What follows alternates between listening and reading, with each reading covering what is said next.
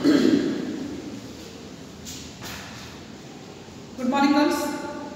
BA third year की economics की class में यूनिट फर्स्ट के अंतर्गत अंतर्राष्ट्रीय व्यापार का अवसर लागत सिद्धांत की चर्चा अपनी चल रही है। इसके अंतर्गत आपको ये बताया गया था, प्रोफेसर हैबर्डर के द्वारा अवसर लागत सिद्धांत दिया गया। प्रोफेसर हैबर्डर ने अवसर लागत सिद्धांत के अंतर्गत आपको ये बताया कि व्यक्ति जब उत्पादन करता है तो एक उत्पादन के साधन को या एक उत्पादन की मात्रा को जब अपनाता है तो उसे दूसरे उत्पादन की मात्रा का त्याग करना पड़ता है। तो जो त्यागी जाने वाली मात्रा है वो त्यागी जाने वाली मात्रा ही उस वस्तु के उत्पादन की अवसर लागत कहलाती है। इसके अंतर्गत आपको एक एग्जाम्पल भी दिया गया था और इस एग्जाम्पल में बताया गया कि जैसे एक खेत है, उस खेत के अंदर या तो मक्का उत्पादित की जा सकती है या बाजरा उत्पादित किया जा सकता है। दोनों फसल एक साथ नहीं उत्पादित की जा सकती। अगर व्यक्ति या किसान जो है अगर वो मक्का का उत्पादन कर रहा है तो उसे बाजरे का त्याग करना पड़ेगा, और यदि वो बाजरे का उत्पादन कर रहा है तो उसे मक्का का जो है उसके उत्पादन का त्याग करना पड़ता है। तो जो त्यागी जाने वाली मात्रा है वो त्यागी जाने वाली मात्रा ही उसकी अवसर लागत कहलाती है। अंतर्राष्ट्रीय व्यापार के सिद्धांत के अंतर्गत बात कर रहे हैं अपन हैबर्डर की, जो कि अवसर लागत सिद्धांत दिया उन्होंने। ये सिद्धांत जो है तीन स्थितियों पर बात करते हैं। इसके अंतर्गत फर्स्ट स्थिति आपकी जो बताई थी वो है स्थिर अवसर लागत की स्थिति, दूसरी स्थिति थी वर्तमान अवसर लागत की स्थिति, और तीसरी स्थिति थी अपनी ह्रासमान अवसर लागत की स्थिति।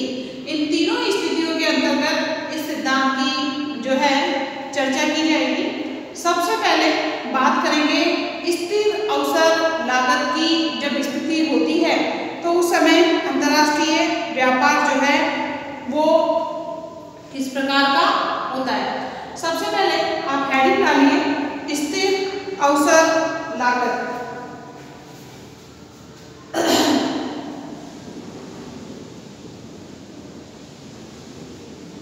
स्थिर अवसर लागत की जब लागतें स्थिर होती है उस समय अंतर्राष्ट्रीय व्यापार से कितना लाभ होता है या कितना फायदा होता है उसके बारे में। तो आप सबसे पहले स्थिर अवसर लागत तथा अंतर्राष्ट्रीय व्यापार की चर्चा करेंगे।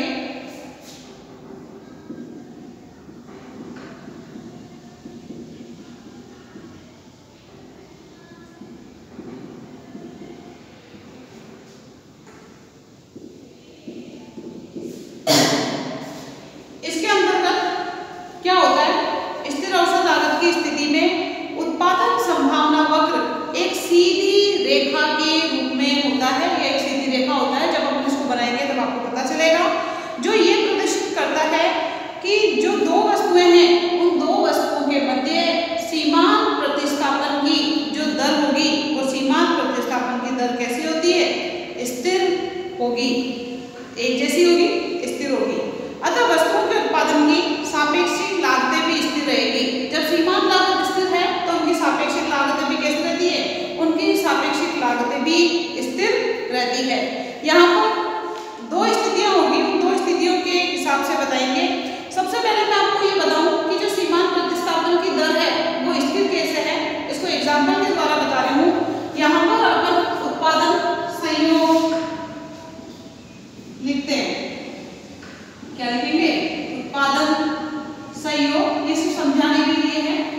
उत्पादन संयोग में वही ए बी सी डी और ई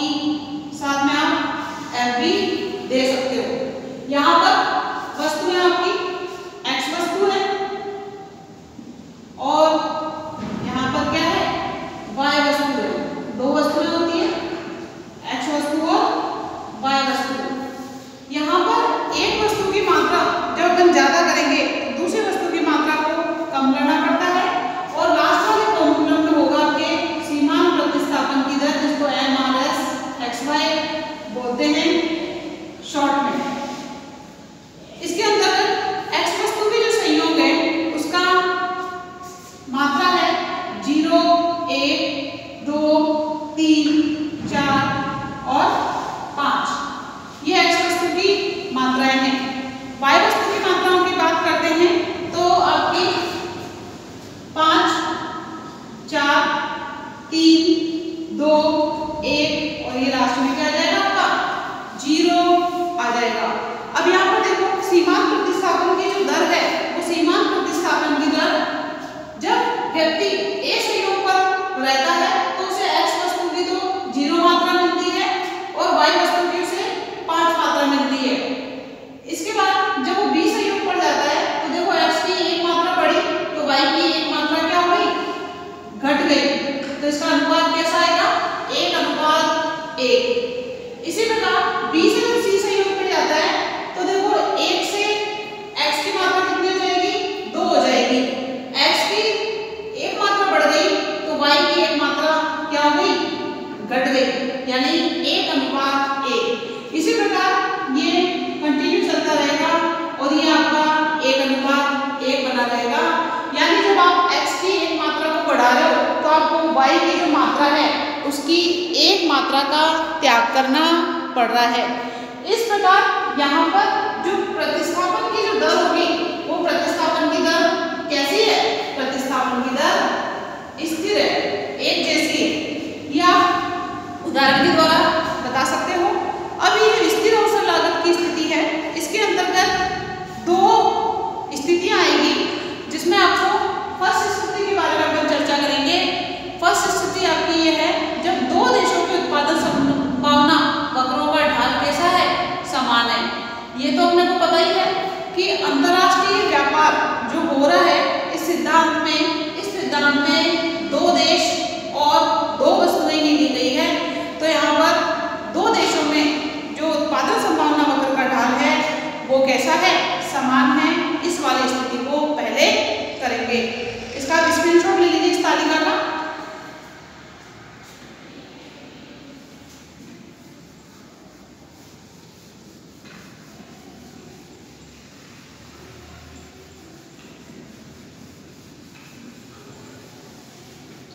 स्थिति फर्स्ट करिए।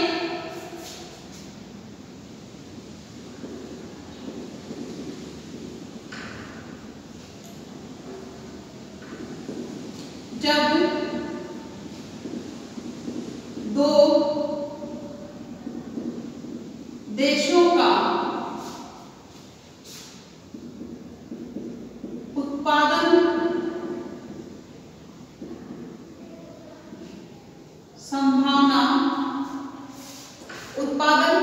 संभावना जब 2 देशों के उत्पादन संभावना वक्रों का जब 2 देशों के उत्पादन संभावना वक्रों का ढाल समान हो, इस स्थिति की बात करेंगे। इसके नीचे अंडरलाइन कर लीजिए। जब 2 देशों के उत्पादन संभावना वक्रों का ढाल कैसा है समान है। इस स्थिति में जब ढाल समान होगा तो उत्पादन संभावना वक्र जो होंगे वो एक सीधी सरल रेखा के रूप में होते हैं। इसका अपन भी चित्र के द्वारा स्पष्ट करेंगे। जब 2 देशों में उत्पादन संभावना वक्रों का ढाल समान होगा तब दोनों देशों में व्यापार नहीं होगा। क्यों? क्योंकि दोनों देशों में जो व्यापार हो भी रहा है तो उसमें लाभ नहीं हो रहा है, समान यानी सामान्य लाभ हो रहा है, न लाभ न हानि की स्थिति होती है। ऐसी स्थिति में व्यापार करना हित के लिए नहीं होता है और दोनों देश जो है दोनों ही वस्तुओं का उत्पादन करके दोनों ही देश में आयात और निर्यात के द्वारा जो लाभ होता है उसको करने की संभावनाएं नहीं होती है, क्योंकि लाभ के अवसर नहीं के बराबर होते हैं। क्योंकि दोनों देशों में दोनों वस्तुओं का सापेक्षी लागत अनुपात जो है वो कैसा आएगा समान आएगा, क्योंकि लागतें कैसी है हमारी लागतें स्थिर है। स्थिर लागत की स्थिति में उत्पादन संभावना वक्र की ही जो है कीमत रेखा कहलाती है। जो उत्पादन संभावना वक्र होगा वही उसकी कीमत रेखा भी होगी।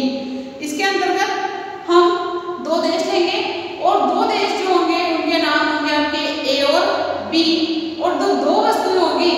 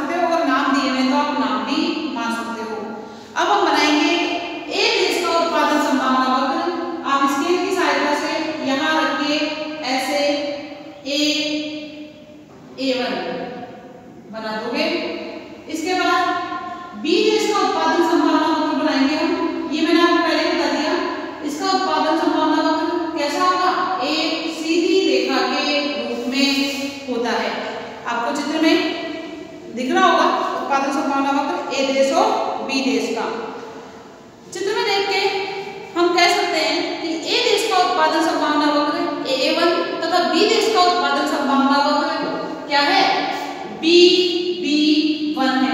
यहाँ पर लिखिए ए देश का उत्पादन संभावना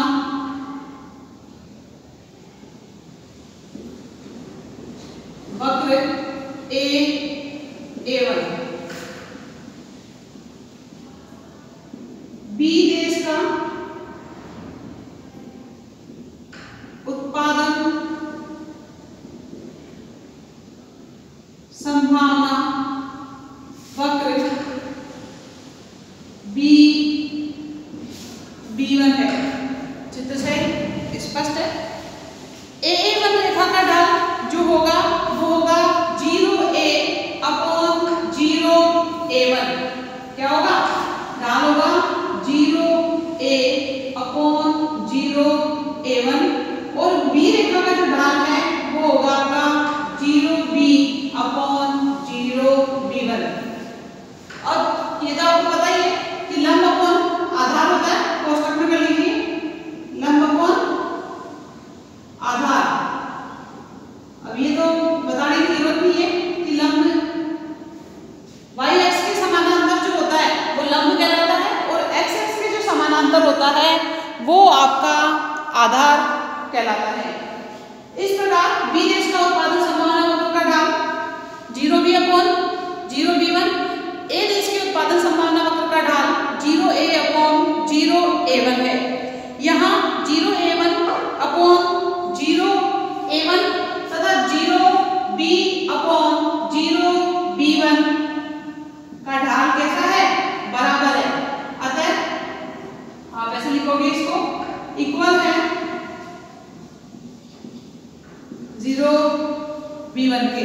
अब जब ढाल समान है तो लागतें भी कैसी है, एक जैसी है।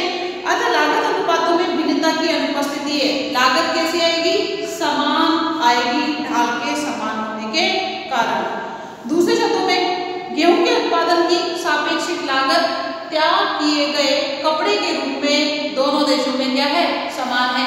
चाहे ए देश जो है गेहूं का उत्पादन करके कपड़ा अगर मंगाता है तो बी देश से ना मंगा के वो अपने देश में अगर बना रहा है तो भी लागतें कैसी आ रही है, समान ही आएगी। इसलिए यहाँ पर व्यापार लाभप्रद नहीं है।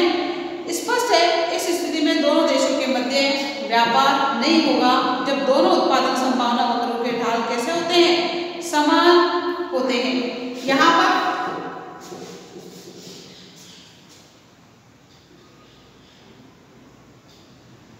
ये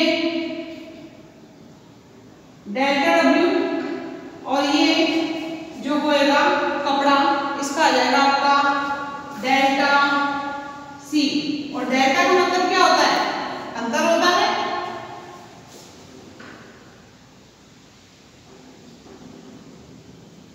delta W delta C, delta का मतलब कपड़े में अंतर और W का मतलब होता है गेहूं में अंतर।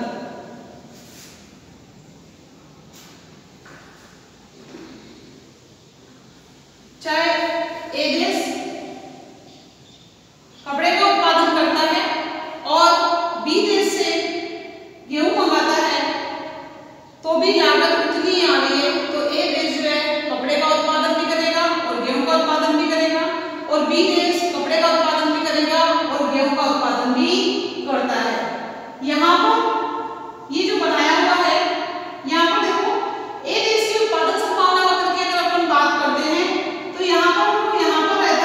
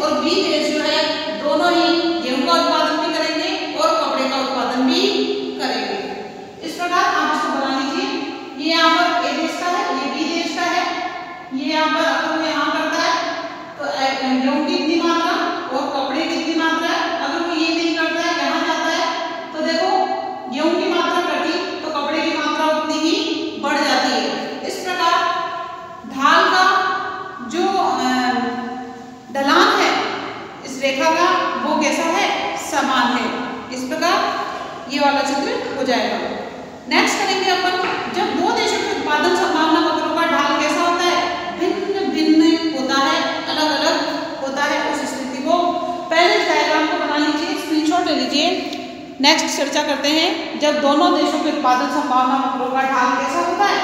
असमान होता है या भिन्न भिन्न होता है।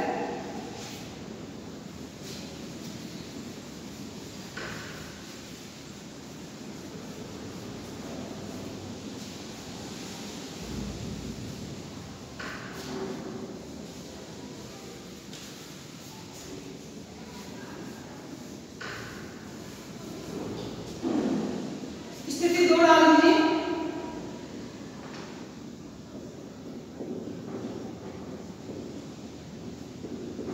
जब दो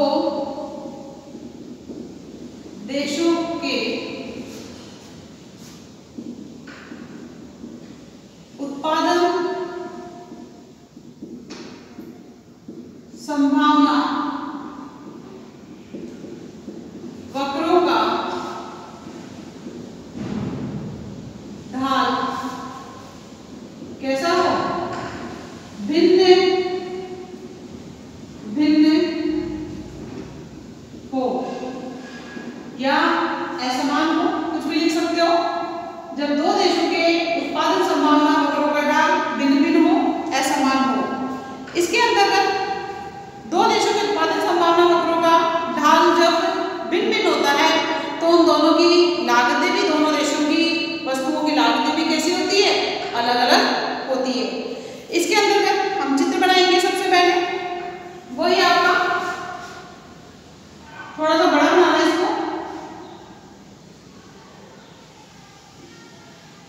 ये आपका एक्स अक्ष है, ये आपका 0 हो गया और ये हो गया वाई अक्ष।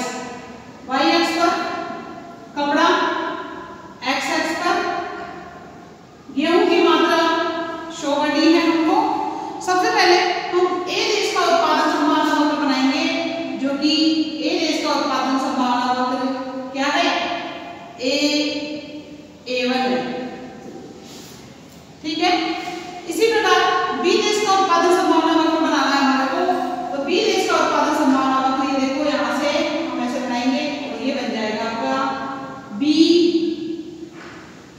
B1। यहाँ तक बनाइए। इन दोनों को बनाने के बाद ये स्पष्ट करता है कि ए देश उत्पादन के साधनों को एक निश्चित मात्रा द्वारा 0A मात्रा में या तो वो कपड़े बना सकता है या 0A1 मात्रा में जो है गेहूं का उत्पादन कर सकता है। इसी प्रकार बी देश जो है उत्पादन के साधनों को लगाकर 0B मात्रा में कपड़े बना सकता है, और यदि वो गेहूं का उत्पादन करता है तो गेहूं का उत्पादन उसी साधनों के द्वारा 0B1 मात्रा में गेहूं का उत्पादन होता है। इन वक्रों के द्वारा आपको ये पता चल जाएगा कि ए देश को किस वस्तु का उत्पादन करना चाहिए और बी देश को किस वस्तु का उत्पादन करना चाहिए। यहाँ हम ये देखकर बता सकते हैं कि ए देश को कपड़े का उत्पादन करना चाहिए और बी देश को गेहूं का उत्पादन, यानी ए देश को कपड़े के उत्पादन में विशिष्टीकरण प्राप्त करना चाहिए और बी देश को जो है गेहूं के उत्पादन में विशिष्टीकरण प्राप्त करना चाहिए। इस प्रकार ये जो है उत्पादन संभावना वक्र बनाया गया है, आपको भी ऐसे ही बनाना है।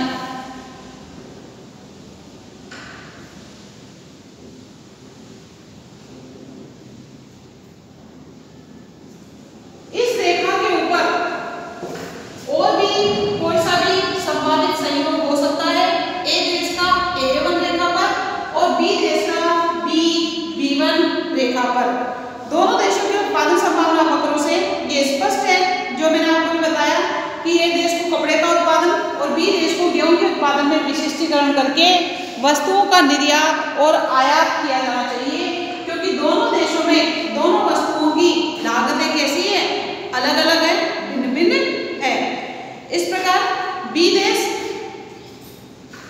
गेहूं का निर्यात करे और कपड़े का आयात करे, ए देश कपड़े का निर्यात करे और गेहूं का आयात करेगा, तभी उसे अंतर्राष्ट्रीय व्यापार से लाभ हो पाएगा। इस प्रकार दोनों देशों के मध्य A-B1 मूल्य रेखा के अनुपात में वस्तु विनिमय करते हैं तो दोनों देशों को व्यापार का लाभ होगा।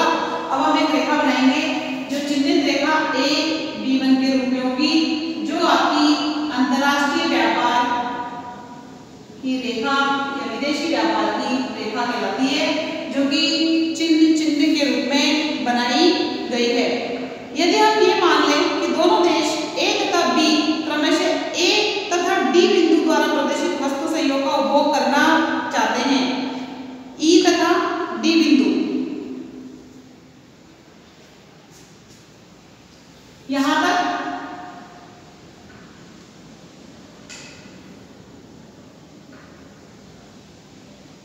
ऐसे बना लीजिए आप इसको, और हम इसको नाम दे देंगे A, C, E और F।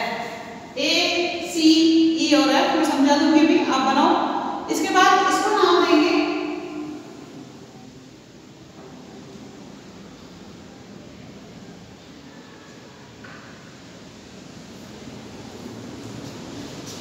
ये हो जाएगा आपका W, D, G। यहाँ पर C1 नाम दे दो और यहाँ पर नाम दे देंगे अपन W1। क्या नाम देंगे? W1। अब यहाँ पर कह रहे हैं कि A देश जो है वो क्या करेगा, 0 से लेके C तक उपभोग करता है, और बाकी A, C या E, F का AC या EF का क्या करता है, निर्यात करता है। यहाँ पर जब बता हुआ है A, B तथा D बिंदु द्वारा प्रदर्शित वस्तु संयोग का उपभोग करना चाहते हैं, तो A देश CA बराबर EF कपड़े का निर्यात करेगा।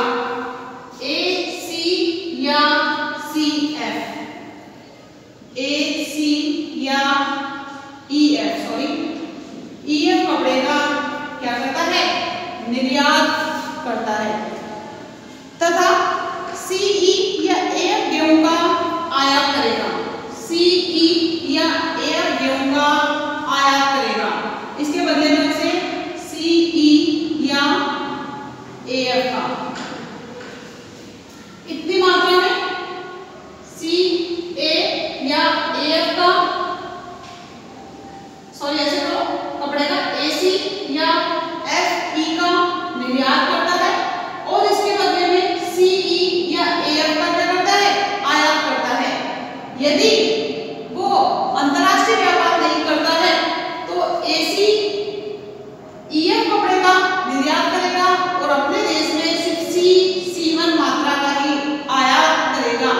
इस प्रकार उसे नुकसान होगा, कितने का, CE माइनस C1 बराबर C1E का क्या होगा, नुकसान होगा। और अगर वो अंतर्राष्ट्रीय व्यापार करता है तो उसे फायदा होता है। इतना करिए आप लोग C1E का। इसी प्रकार यहाँ की बात करते हैं B देश की, तो 0W तक तो वो खुद उपभोग करता है। इसके बाद WB1 या DG, ये तो A देश का हो गया। इसी प्रकार B देश का WB1 या आप इसको DG बोल सकते हो, इसका क्या करेगा, इसका निर्यात करेगा, निर्यात करेगा। यहाँ पर भी आप निर्यात कर दो, निर्यात करेगा, और ये हो गया आयात करेगा। ठीक है, WB1 या DG का निर्यात करेगा, और उसके बदले में DW, इसके बदले में DW या GB1 का आयात करेगा। अगर वो अंतर्राष्ट्रीय व्यापार नहीं कर रहा है, खुद का घरेलू व्यापार कर रहा है, तो देखो DB1 देके या DG देके W1 WE प्राप्त करेगा। इस प्रकार से नुकसान होगा, कितने का बता देती हूँ मैं आपको, इतना आयात करता है। अगर वो नहीं करता है इतना दे रहा है और प्राप्त कितना हो रहा है W1 W के बराबर। तो यहाँ पर लिखो D W minus W W1 D W1 का नुकसान होता है।